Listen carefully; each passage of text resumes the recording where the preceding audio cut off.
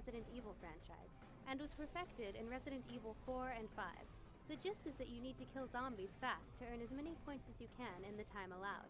Now it's a full release for the 3DS, and the question remains, is there truly enough additional content to make this formerly free minigame worth the $40 price tag? Turns out, the answer is no.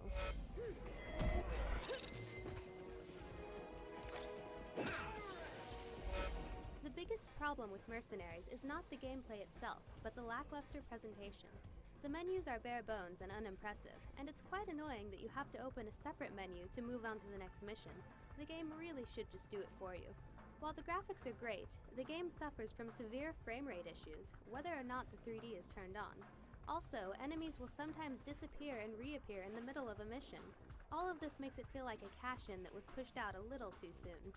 It's also a bit surprising how little was done to make this feel like a full game instead of a slightly expanded minigame. There's no supplementary story mode, only 6 levels of several missions to complete and replay.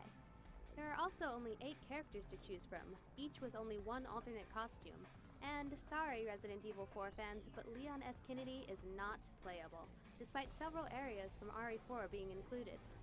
Given how paltry of an offering Mercenaries already is, more characters and costumes would have been much appreciated.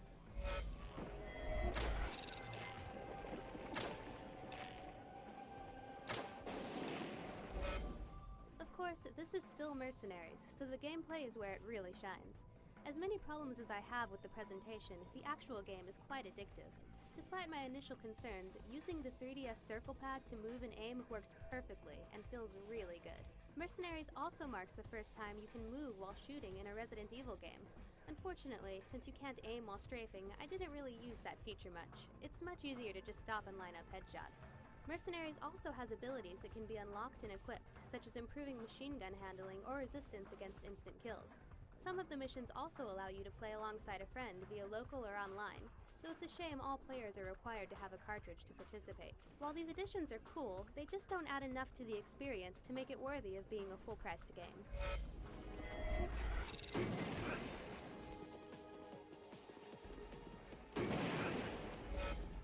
At its core, Mercenaries is a ton of fun, but between persistent frame rate issues and very little extra content, I can't help but feel like it should have been included in the upcoming Resident Evil Revelations as a free minigame.